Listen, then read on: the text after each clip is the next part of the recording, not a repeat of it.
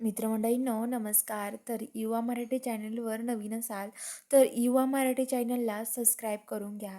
तर आजच्या भागामध्ये घडतं असं, इकडे आता जी मंजू आहे, मंजू आता सगळ्यांचे पॅन कार्ड चेक करते आणि सगळ्यांचे पॅन कार्ड चेक करून झाल्यावरती आता मंजू म्हणत असते की खरंच बरं झालं ह्याच्यात खरंच निघलं. कारण की हे पॅन कार्ड सगळ्यांचं बघितल्यावरती तेवढ्यात आता ती आर्यनजवळ येते.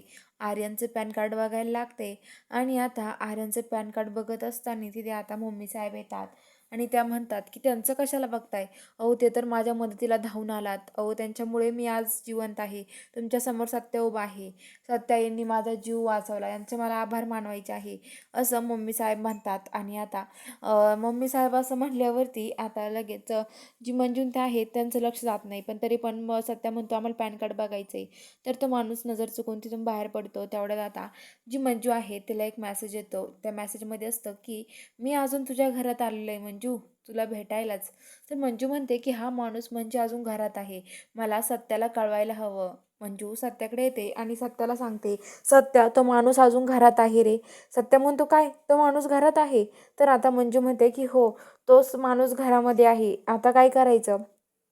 तर आता लगेच ते म्हणतो की आपण शोधूयात त्यांना. ते आता शोधायला लागतात. तेवढ्यात तो जो आर्यन आहे तो घराबाहेर पडतो आणि घराबाहेर पडताना आता तिथे जी मंजून ते आहे, मंजू सत्या म्हणतात थांबा आणि आर्यनला थांबवतात आणि म्हणतात की हे बघा, आम्हाला तुमचं थोडंसं हे करायचं आहे. तूच तर तो माणूस नाही ना जो आम्हाला फोन करून त्रास देतोय. तर तो म्हणतो कोण माणूस? मला तर नाही माहिती. आणि असं बोलून तो आता मंजूला आणि सत्याला लुबाडतो आणि तिथून निघून जातो. आता सत्या आणि मंजू म्हणतात की कोण असेल तो माणूस? आपल्या घरी तर येऊ आलेला आहे तो आणि मला सापडत का नाही असं म्हणते. तर बघूया आता पुढील भागात काय घडणार आहे. बघायला चॅनलला सबस्क्राईब करून घ्या.